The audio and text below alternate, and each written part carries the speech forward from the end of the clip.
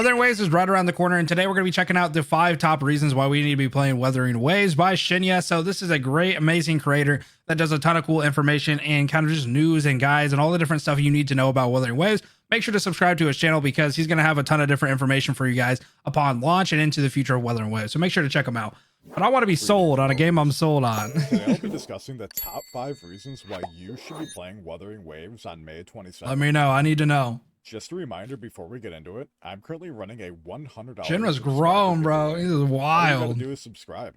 This ends on May 22nd with the release of Wuthering Waves. I know I don't say this enough, but I sincerely appreciate all of your guys' support. Yo, we appreciate This you, channel bro. has You got a lot of cool definitely blown up information, in man. the past week, and I have it all thanks to you guys. I'm gonna keep doing what I'm doing and making high quality content for you guys to enjoy for Wuthering Waves. If Yeah, there's make any sure to check out his specific video videos as well. you guys would like to see, drop a comment down below and know what sort of videos you want to see in the future. Reason hit it with number it. 1, the co-op.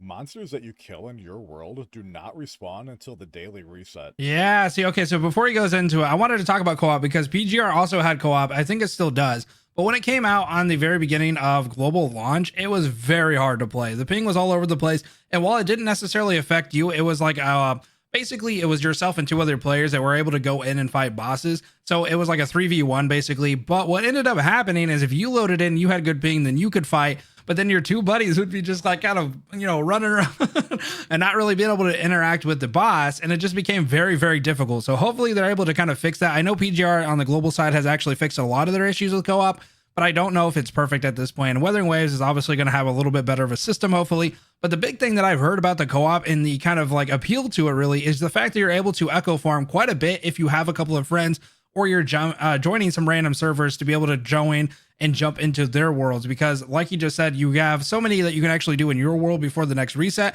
But if you jump into somebody else's world and they have not done all their stuff, you can actually do it with them to get echoes. And that's going to make it a lot more manageable to get a lot of your echoes, because a lot of the end game and kind of like middle game, I guess you can call it, is going to end up having echo farming, right? Because it's going to be part of your kit and your gear, and there's something that you're going to want to be able to min-max quite a bit if you really care too much about it. And it's just going to be one of those things that having another instance, a world that you're able to go into, is going to streamline that quite a bit. So I don't know if it does share like materials between the 2 players. Obviously I didn't get in CPT2, but I've heard like other games, like even like Genshin, I think, correct me if I'm wrong on this one, but the materials are only for like 1 person. So if somebody comes in and sweeps all your materials, then you don't have it anymore.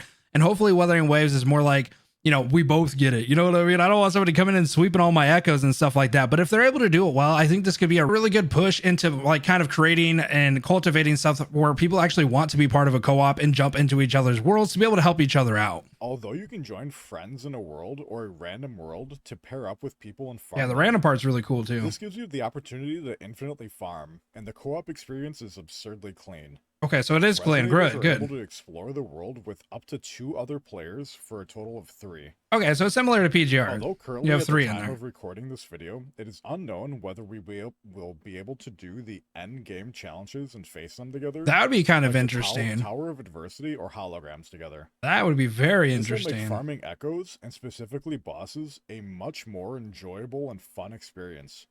I'm hoping Curl leans into the co-op aspect of the game as much as possible. Yeah, because it becomes like, obviously it's going to be a monotonous grind for a lot of the different stuff, especially if you're trying to get a certain substat and just be able to max out your echo to a point. But now you actually get to just go hang out with your friend and do it. Now it's a little bit more enjoyable. You hop in Discord, maybe you got a couple of you guys so you can go into like each other's world, and you're just able to kind of join and hang out with your friends. And now it becomes a little less monotonous because you're not just running around the world by yourself hoping to get stuff. So, I mean, a lot of that's probably going to end up happening, right? You're probably going to run around your world for a little bit by yourself, but to be able to kind of jump into other people's worlds is really cool. All right, so you may be asking yourself, what am I going to do if I don't have any friends? I am asking myself, I ain't got no friends. Rely on randoms to join their games and shiny hunt or even echo hunt in general.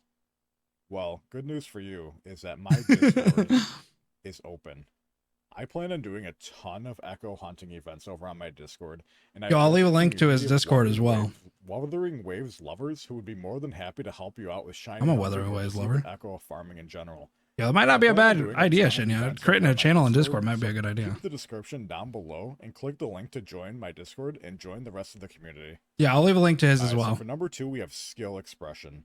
Wuthering Waves okay, here we go. More akin to a Souls-like over a standard button mash gotcha, So before he kind of jumps into this, I want to talk. And the reason I keep bringing PGR up is because that's the closest thing to me in terms of expression and something that I was able to play quite exclusively and kind of like really long term on my channel. So whenever it came to PGR, there was a lot of expression because you could play a lot of different characters in team comps, and you can still do that. Now, of course, there is a meta in that game because of stuff like Warzone that hacks for kind of elemental stuff. So you want mono teams for that type of stuff because you have a leaderboard and you have top rewards, but you don't necessarily have to be like the top ranking to get a bunch of cool rewards.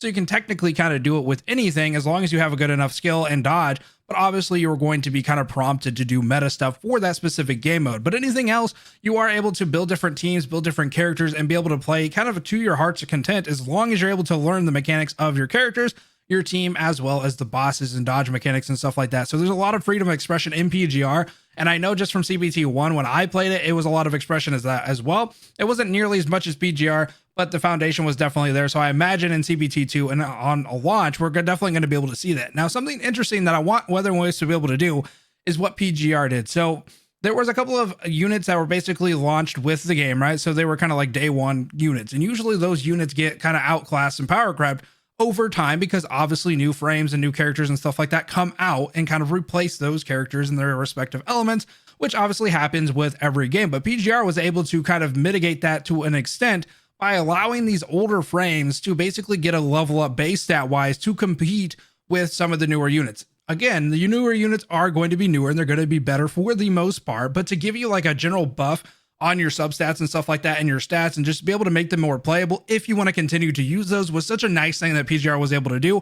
And I really hope Wuthering Waves kind of takes that example and is able to do it like a year from now when some of these favorite characters that we have like Encore or something like that, maybe you're using her, but somebody else is like power crept her out of that extent, that they're able to kind of boost the substats for that character so you can still use her if you want to. You know what I mean? You can kind of put her in maybe as a sub DPS or just kind of still play her if you have the skills and know-how for basically to be able to do it. I think that's so cool that they're able to do this. And Kiro's kind of like specialty is to basically give you freedom of expression as long as you know how to play the game. Gives you much more skill expression, team building, and overall just theory crafting. Right, yeah. Dodges, perfect parries, combos, intro and outro abilities, forte circuits, resonance liberations.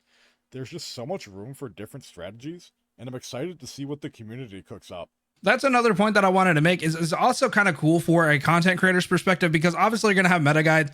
You're going to have stuff that is like the best of the best, and everybody's going to want to follow that if they're trying to do like everything to a T. But it also gives creators a freedom of expression to be able to make kits and teams that are kind of like unusual to kind of showcase to the community to have a little bit of fun. So not only does that help creators not be able to be like kind of stuck at like only doing meta builds and stuff like that, but it also gives the viewer more reason to watch other creators because like they can watch somebody else do an entire different kit. Maybe they just play from Rover from like day 1 to day 100 or whatever, you know, and just be able to play and that kind of different aspect. It gives a viewer a reason to watch somebody else in comparison to just watching one meta guide build and just being done. Now, a lot of people are still probably going to do that because they just want to know the information, what's meta, what's not, and then move on, which is totally understandable. But for people who really like to see like the experimental stages of the game and stuff like that, we'll be able to watch multiple creators and watch them kind of come up with their own like tinkering and stuff like that. I'm super excited to be able to jump into that. With the emphasis on your team working together by providing in and off-field buffs, I'm sure. Yeah, the buff thing is so good. Never before seen or thought of compositions, challenges, and unique takes on combat. Yeah, the fact that it's buffs and debuffs makes it so good to be able to do team locked into builds. Specific characters or for specific fights is going to be an absolute godsend, unlike other games in the gacha space. There's drop them, name drop them now. And realizing you haven't built the correct element to take on the challenge, and overall have to suffer because of this. Oh my god, look at the physics. I truly believe this is going to be the one saving grace for all the casuals in this game. As all elements do equal damage to all enemies. There is no specific enemy that requires a specific element, unlike other games in the genre. I do foresee element-based challenges in the future, though once the game gets a little bit more mature. Yeah, so that's kind of what I was talking about. PGR had Warzone at the very beginning, so it was something that was implemented very early on. But like he was saying, basically they're probably going to implement something where it does ask you to do mono teams or a certain specific type of team just to kind of give you a reason to build one character or the other or something like that. But it's probably going to be just like PGR, where you can probably get pretty good rewards just by going in and playing it and be able to get kind of like the median, you know, leaderboard or something if they end up with a leaderboard, and not having to be the best of the best. Like obviously in PGR, a lot of times when you're on the top of the leaderboard, it's more of a bragging right. You do get a ton of rewards, but you do get a ton of stuff just by being in the middle of the road, dude. And you can do that quite well with any kind of sub and like sub DPS or DPS or healing or anything like that, you can really start to do that. And you don't necessarily have to follow the elemental stuff, because even in Warzone, they obviously ask you for like fire, but you can do a lot of damage with electricity. You just get a buff for doing it with you do like with fire, just do extra damage. If you don't want to do the extra damage, you don't have to do it. You know what I mean? So I can foresee that kind of happening with the Wuthering Waves. I think in a different game mode. Depth of complexity if they focus on something like this for end game, but not necessarily, you know, beginner, mid to yeah. I can see as part as like your weekly or something like that. Thrive towards the end of the game. Is going to live or die by the casual base at the end of the day. All right. Thirdly, we have the gacha system. Let's hear it about the gacha, bro. Wuthering Waves is set to be extremely generous with its player base at launch, with offering over 240 pulls on the launch. That's wild, dude. There's so many content, rewards, and events that are going on. You're going to be able to receive a massive roster of resonators and weapons to take on anything the game has to throw at you. Now again, Kuro hasn't 100% confirmed the 5-star selector on 80 pulls.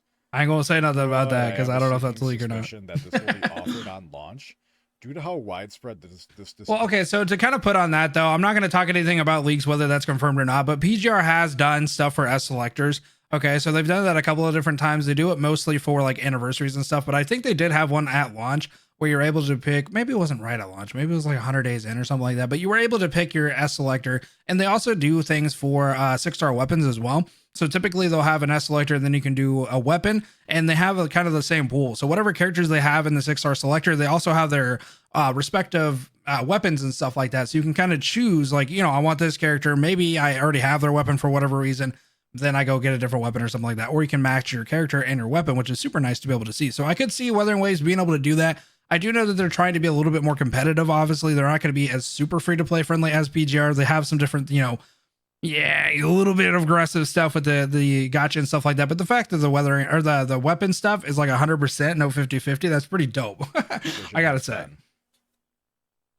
And remember, the only thing that is completely and 100% guaranteed is the Beginner's Convene banner, which will give you a random 5-star after doing 50 pulls on it. That's not bad though. If we don't get the 5-star selector again, which I have a high sneaking suspicion we will, rerolling accounts may be back on the table, boys. Especially if— I don't know, bro. Rerolling's kind of wild, but if you do get a selector, it would be kind of nice to be able to reroll, especially if you have all those pulls to be able to do it, and it only takes 50 to be able to get your 5-star. It's not going to take too much time to do that. I would see that's probably like, what, 45 minutes to like an hour before you're able to get your reroll for whatever character. Honestly, I don't really have a particular character that I'm like, oh, I can't wait to not have this character. I want Calcaro, but I'd be kind of happy with kind of anybody that I get. 5-star. So I'm not going to reroll, but I mean, not only that, pulling on weapon banners, you are guaranteed to pull. That's such a good idea. Once you hit pity. That's such a good thing. 50 or 75-25 nonsense. Because that makes it so much more worth it to go for the weapon if you do have the extra currency. Say you got really lucky on your character and you ended up getting your 50-50, or you got it before petty or whatever. That gives you more of an incentive to go for the weapon, because you know what sucks is missing a 50-50 on your character and then finally get in the character just to turn around and miss your 50-50 on a weapon. You know what? That's just a devastating blow. Obviously, nobody wants to go to 50-50 regardless, especially lose it. But to be down bad and then get hit again, it's like you got hit in the nuts and then you got kicked in the face by the time you're done with everything. But at least all you got to do is get hit in the nuts. You know what I mean? Maybe you can kind of breathe that one out so you can stand back up and get your weapon at least. I'm hoping certain other companies catch on to this. Yeah. This is a decision that is absolutely incredible. I don't know if it will. It's buying Kuro a ton of good faith in the gacha space community. It's a way to balance it. It's a way to balance it from being like totally aggressive and totally reckless. It's a way to kind of like add some of the stuff that's less favorable when people are going to be obviously comparing it to PGR and the way that they're so free to play friendly on that game. But it kind of lessens the blow of having to do 50-50 with the, you know, the character stuff. So it just kind of makes it a little bit more favorable, more palatable when you're dealing with gacha in general, I think. I have a feeling that Kuro is going to lean into this as much as absolutely possible. Obviously, at the end of the day, they're a company and they really want to make sure they're maximizing profits. Right. But guaranteeing banners just means more people are going to spend more money on it. And see, that's the catch-22. For sure that they're going to get what they want after they spend X amount of dollars. Makes more people see what ends up happening is it makes more people be goldfish and dolphins. Like, yes, they're going to have a ton of whales that get everything anyway, but it makes more people who wouldn't spend at all to become more of a, like a goldfish or a dolphin and stuff like that. So It's kind of a technically catch-22, but disincentivize the whales a little bit more. yeah, But you know those whales, they're gonna get all the they're weapons going to and spin and spin resonators to their anyway, bro. max resonance at the end of the day, so does it really matter that much? Yeah, I agree. So fourth on the list, Echoes just equals Pokemon. It is For the fun, dude. It is unfamiliar, fun to get the them ecosystem in the game for a is bit. akin to Pokemon catching. I don't know You if it's go going to out be into fun the forever. world, you beat up monsters and bosses, and you have a chance to absorb their essence. I think the cool part is the shiny thing. I think the shiny thing is the smartest thing that Kuro did for the echo stuff, because obviously it's going to be monotonous to grind through and try to get these echoes. Eventually, it's fun at the beginning. I imagine after a while, you kind of like, man, I don't want to keep grinding, especially if you're going for substats and stuff like that. But the fact that you can get a shiny, bro, I mean, that kind of gives you a little bit more of an incentive to do. And from what I understand, you can actually get shinies from your friends' worlds and you both get it. So that's actually a pretty cool thing. So if you got a buddy who has a shiny and stuff, I think all you got to do is be there when it dies or something like that, and you're able to go in there and grab it. So it can make it a little bit easier to shiny hunt if you're interested in doing that. I can't remember if they allowed you to use like the skin of the shiny for your like best echo, because obviously it'd be really crappy to try to get a shiny version of the best substats and stats and stuff like that. That would be very hard to do. But I can't remember. I swear they said something about that in one of the dev talks, how there was going to be like a skin basically that you can use the shiny with the substats, but I can't confirm that. I can't remember. Of the monster and how many monsters you have caught before. This encourages you to fill up your Pokedex. Pokedex. I mean, your data bank. Hey, you did get rewards for it. That's cool, though. Monsters as possible. The best part is you can equip these monsters like artifacts and relics from other familiar titles, and they all have varying set bonuses, stats, and substats that will. Yeah, it's going to be a grind eventually. Obtain them. Keep in mind these monsters have specific costs associated with them, so you will need to theorycraft the best possible combination. You will also be able to use Echo Monster's abilities to enhance your combat. I think that's such a smart idea that they reworked kind of the way Echoes worked in the actual game to be able to allow them to parry and be on the field longer. That was something that I was so concerned about with CBT1. It felt like the Echoes were just kind of there as an afterthought, but it really seems with some of the dev talk that they did and some of the different like kind of introductions of how they changed it, they're making the Echoes more of like a reason to actually get them and be part of the actual combat. It's now a tool instead of just like an afterthought. At least that's what it kind of seemed like in CBT1. So I'm so glad that they reworked it basically to make it a lot more efficient, a lot better to use. Familiar with this next concept, but it is absolutely crazy. Let's see it. Echoes have a variety of rarities. Right, yeah. Not only do they have rarities, they have shiny. Yeah. Variants.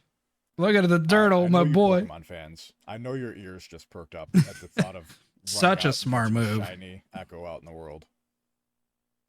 Not to mention, if you kill a shiny in a multiplayer, everyone gets it. Okay, yeah. So he confirmed it. Friends and communities to play together, as everyone gets the shiny. Realistically, what can happen is your friend can find a shiny in their world, invite you to their game, and you will both get it. You do not need to be on their world during the reset, only need to be there when the shiny is actually killed. Okay, so you have to be part of it before it's dead. So basically, if you join the world and that person's already killed it, then you're kind of SOL. So you do have to kind of be in a communication of like, hey, I got a shiny me on my world. But the fact of the matter is, you can both shiny hunt on your respective worlds, invite your bro to kind of come over and grab the shiny with you after you kill it with them on it, and then just be able to kind of go back and forth over the next couple of days, which just makes it so much more fun. To be able to do anything with your friends, dude, it's just more fun. I don't know what to tell you. This adds yet another so cool to be able to do the co-op stuff for all of those shiny hunters out there. And I know how much you Pokemon shiny hunters love it. I want him to confirm the skin thing. I wonder. Although currently shinies don't offer any additional bonuses, okay, I have a sneaking suspicion that Kuro Games is going to reevaluate the shiny system and offer some sort of incentive to go shiny hunting. And lastly, we have true endgame difficulty. Unlike most gacha, dude, if you play PGR, you know there's some difficulty to PGR. Like the Tower of Babel, dude, I just want to rip my hair out when I do that kind of stuff. The idea that they have some in-game in PGR where you can choose like the difficulty of it and basically make it harder on yourself is such a good idea. And I don't know if they added that to Wuthering Waves because I don't think I got to that in CBT1, but I've seen a lot of people talk about CBT2 and just like the in-game with that and was pretty happy with the difficulty of it. So I'm going to go ahead and let him talk though. Which have an extremely boring or limited endgame activity or system. Wuthering Waves on launch has the hologram boss system. Yeah, this is what I heard of. Lets you face off against extremely harder versions of the bosses. On beta, the difficulties went all the way up to 6, with each floor being significantly harder than the last. Not only does I this wonder, offer okay, so wait, do they get different move sets as you increase the difficulty? Because that would be wild. I know that they can get kind of wild with the move sets anyway, but the fact of the matter is, if it's not only just like, because they can obviously enhance difficulty in a couple of different ways. They could do like the whole, like, it hits harder, it has more HP. That's kind of like the lazy way to do it. But if they're able to kind of increase a little bit of that, like HP, and it hits harder, but it also has different mechanics and stuff to think about, and maybe it does a juke and a feint instead of like what it was normally doing. So now you have faced that boss a couple of times, you're ready for a jab, and all of a sudden he, like, I'm talking about like Crownless, for example. Watch, he's go for a jab, and you're like, oh, I've seen this 100 times. You go to parry or dodge or whatever, and then he feints you, and then he punches you with like a left or something like that, and you're like, oh shit. That would be cool difficulty. something for players to strive for. It ties back to my earlier discussion on skill Oh expression. my god, look at that. Look at that These meme. higher difficulty bosses are not going to be any joke whatsoever. Yeah, they weren't As these PGR are either. timed events, meaning you will have to perfect your craft. Oh, and make it's sure all of your timed. I damage just is at noticed the that. highest it could possibly be with your echoes, your weapons, and just your skills. Team combos are going to be incredibly important for this mode, as you're going to need to pump out as much DPS as So the thing of the matter is, this is where it kind of gets a little worrying on whether meta is going to be very, very important, because obviously with the timer, you're going to want to try to kill something as fast as humanly possible and be able to do it in the timer. So obviously you have creativity and the different damage and team comps that you have, but hopefully we're able to express ourselves with just skill and being able to do like damage because of our levels, that it allows us to play different team comps that aren't necessarily meta, be able to do it maybe not in like 2 minutes out of like a 5-minute timer, but maybe we can do it like 3.5, 4 minutes or something like that to still be able to do it within the timer range. We'll have to kind of experiment with that ourselves. I don't imagine they're going to make it so hard that you have to use meta units to be able to do it, but I do think that sometimes you're going to be cutting it close unless you're like pretty leveled and pretty geared and pretty much know how to play your characters, which I'm not complaining. That's really cool to be able to do, because it does force you to kind of understand, like, if you are not going to go for exact meta, you are going to have to learn the fundamentals a little bit more. Now, obviously with meta, I still feel like people are still going to have to learn the game quite a bit and still be able to understand like the different mechanics and stuff like that. You're probably not going to willy-nilly be able to jump in there and just do whatever you want, because even in PGR, whenever you have meta units, you still have to think about what you're doing. You still have to, especially like the hardcore content, you still have to pay attention to dodges and mechanics and stuff like that. You can't just go in there and start smacking stuff just because you have strong units. You will get hit and you will get hit hard. Make sure you're meeting these very strict timers on the bosses.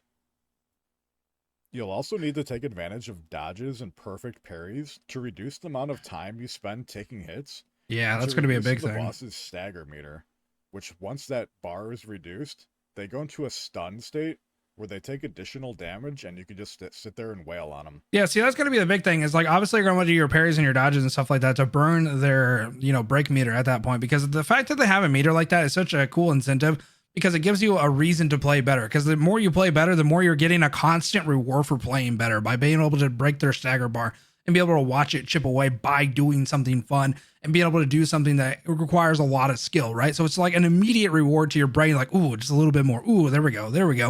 And then obviously when they break, you're just like, bam, bam, here's the ult. You just beat the hell out of them and you're just kicking them when you're down. And it makes you feel so much stronger to be able to hit that. It's almost like, Guitar Hero, you hit the best, little combo and stuff like that. And you just start to feel it and you go into a zone. I can imagine this game's going to be very similar to that. Like using everything you've built up during your game into the final culmination of one hard as hell fight. Yeah, see, that's so cool. That about wraps it up. Those are the top 5 reasons why I think you need to play Wuthering Waves. Yeah, those are good top 5, bro. What are you most excited for in Wuthering Waves? Let me know. I think a lot of the stuff that we talked about is a lot of the reasons that I'm excited. I am actually excited for the story itself. I know a lot of people might think it's going to be lackluster, but Kira has shown quite a bit that they're able to do story and they're going to be able to do it well. I don't think the story particularly is going to be that great at the very beginning, because there's going to be a lot of world building, character building, and stuff like that. So it is going to be a little slower, but I do think that overall the story will eventually ramp up and we'll get a lot of cool character stories that will really showcase what kind of like emotions and stuff like that we can feel to these characters. But like he kind of talked about, most of the stuff that I'm really excited for is to do team comps, to be able to express myself in kind of different ways and team comps that I want to do and play the characters that I want to play. It's something I really liked about PGR, is being able to have that freedom to play the characters that I want, as long as I put investment into learning the mechanics and stuff like that. But again, guys, make sure to check out Shania. I will leave the link to their channel, the video, as well as their Discord. Make sure to join those stuff if you're interested in watching his content. Super knowledgeable person, is going to be kind of a phenomenal creator, man, for Wuthering Waves. So I'm going to go ahead and leave it there. Have a good rest of your night, guys. Peace.